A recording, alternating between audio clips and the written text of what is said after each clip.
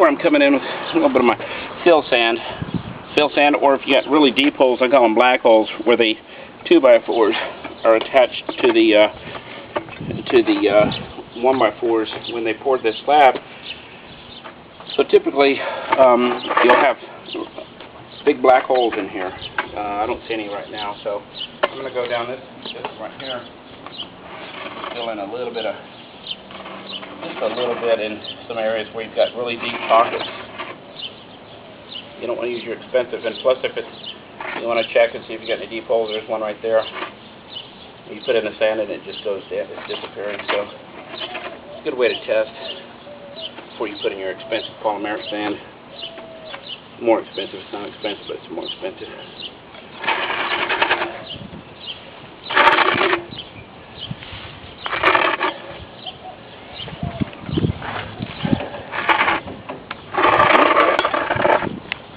Backfill pretty good here.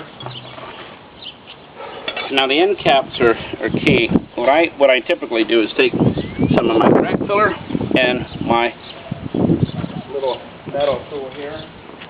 Just put it in like so. Fill it up. You can use Portland cement and a little pea gravel too. But you want to get something in these end caps pretty solid.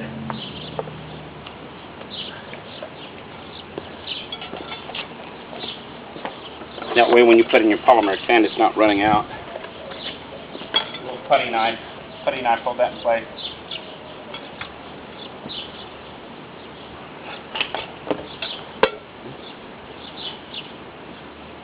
You can also roll it. You can roll this, get you a cup, put some of this polymeric sand in the crack blend, and you can make a putty.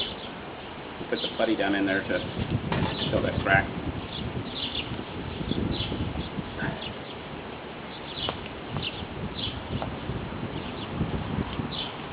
You just want to put some in this end cap.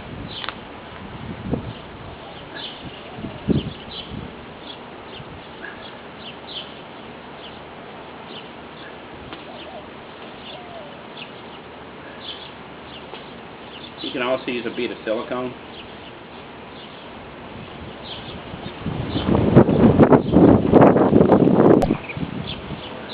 What you want to do is go ahead and wet the joint, but try not to get too much water on the surface.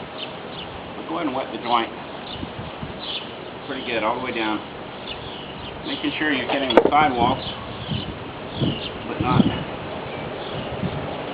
up on the actual slab. Either half. This is a pretty wide driveway, so I'm just going to do half of the driveway.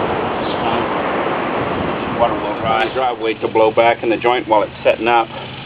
It'll stain your joint.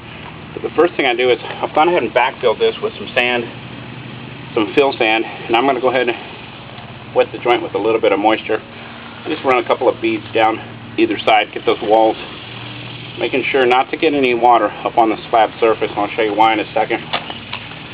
All I do is get you a nice cup of sand, place it at your starting point. I use a funnel. You can use a grout bag, develop your own system. You can even use a cup. Doesn't really matter. I just prefer the funnel. And I'll go ahead and run it down that line. I find that if you move a little bit slower and try and run a consistent bead, the fewer times that you touch the sand, the better your joint's going to look, I think. It's just me.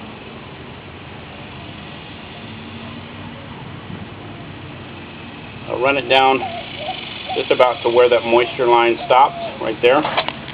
Better have a little bit too much than too little. Take your brush. I just have an old fine brush. You just want to use a fine tooth brush. I brush that joint lengthwise, not across. It'll put ridges in your joint. Just run it down just like that. That's it. And I make sure you don't have any dust on the sides. If you do, it really doesn't matter. I'll show you why. And then go ahead and spray it an initial time. You'll get used to your sprayer. Mine's 8 times down, 8 times across the joint, and it's pretty much going to saturate about 1 inch of material. So that's 2. So go ahead and run 2 initial, 3, 4. Just be consistent so you get used to your water flow. And then I blow, because if there might be dust, you know, some sort of fine dust, shadow dust on the side, so I'm blowing back towards the joint. So if there is any dust on the slab, it'll end up back in that joint. That's pretty much it right there.